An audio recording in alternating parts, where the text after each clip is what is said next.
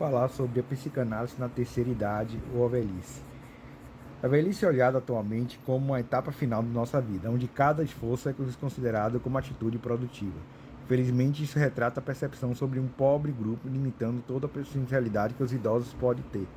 Veja como a terceira idade é observada e como ajuda a psicanálise. A visão de Freud e a realidade atual. Vamos começar com um texto com uma curiosidade sobre o que sabia em seu ofício. Freud desconselhava totalmente a psicanálise para a pessoa com mais de 50 anos. Isso porque, segundo ele, não era possível regressar à infância do paciente por conta da idade. As lembranças e experiências eram vistas como um borrão para esse grupo. Nota que já foi associação com incapacidade já era bem enraizada. Por causa do esforço exigido na psicoterapia, Freud acreditava que a psicoterapia não tinha valor aqui. Entretanto, parece que ele ignorou um dado importante da terceira idade, que está vivendo mais. Ademais, não era a idade física que contava, mas sim a idade da neurose do paciente. Freud era o maior exemplo de que sua crença era bastante infundada, já que ele trabalhou até o fim da vida. Basicamente, ele condensa o retrato de muitos idosos que permanecem ativos e produtivos, seja por necessidade ou por puro prazer. A terceira idade se mostra como uma força de trabalho crescente e relevante.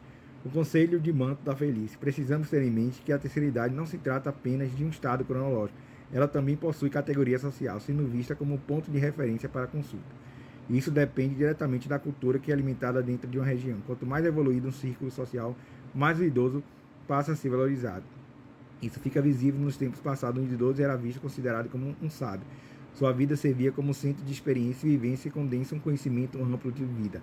Entretanto, isso não permanece tão facilmente no imaginário dos dias atuais. Os idosos são vistos como incapazes, dependentes e sem condições independentes. Por causa dessa visão, se originava uma crise muito aparente da identidade do sujeito. Assim, os idosos passaram a se sentir diminuídos e desvalorizados.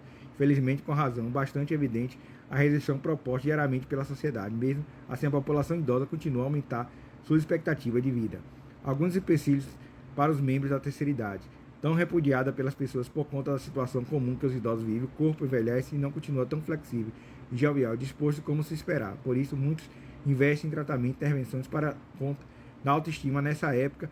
A ideia é fazer tudo para evitar a limitação física, as doenças, atividades em declínio, a importância da psicoterapia, pois valia extrema quando chegamos à terceira idade.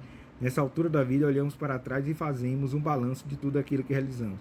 Para alguns, infelizmente, pode ser motivo de tristeza, visto que carregam arrependimentos em seu interior. Contudo, assim, precisando pela psicoterapia, essas pessoas podem reaprender, adaptar-se e libertar-se. Então, a velhice, em muitas culturas, é vista como um sinal de fim, né? Que o idoso não tem mais condições de fazer nada, né? É totalmente dependente das pessoas. E em outras culturas, não. O idoso é considerado como um sábio, como um poço de experiência que precisa abstrair dele as experiências. Então, o ideal, segundo a psicoterapia, é tratar o idoso como um ser humano, consciente, que é produtivo, que ele pode fazer alguma coisa ainda, basta buscar realmente o que ele gosta de fazer. Então, é reaprender esse idoso a avaliar, a lidar com suas limitações, reaprender a lidar com seus modos de vida, reaprender a lidar com ele mesmo e que os outros aprendam a lidar com o idoso de maneira que eles entendam que o idoso não é um ser dependente, um ser que não presta para mais nada, é um ser que não vale mais nada, é um ser sim interessante, que é muito cheio de experiência, que precisa ser bem visto, que precisa ser respeitado, que precisa a sociedade entender que é uma etapa da vida que todos nós vamos passar, assim como passamos pela infância, adolescência, adulta e chegamos à velhice, à terceira idade, que é a idade de entender as limitações físicas dele, entender que ele vai ter algumas doenças que, depender da vida que ele vive, que ele leva, do que ele fez, do que ele não fez. Então é isso que é entender a velhice, é entender que o idoso é limitado, que ele pode sim ser readaptado, reavaliado, entender que ele pode ainda ser útil para a sociedade. É essa a importância da psicanálise para a velhice, é fazer ele entender que ele é útil ainda para a sociedade, que a sociedade também vai precisar dele, e que a sociedade também respeite ele, e entenda ele como um ser que é limitado, mas que ele também é um ser que pensa, que age, que tem ideias, que tem experiência de vida, que trouxe na bagagem, uma bagagem cultural e imaterial também, com ponto de vista de algumas culturas. Então, é isso que é um ser idoso, e a psicanálise pode servir muito bem para entender o real conceito da velhice.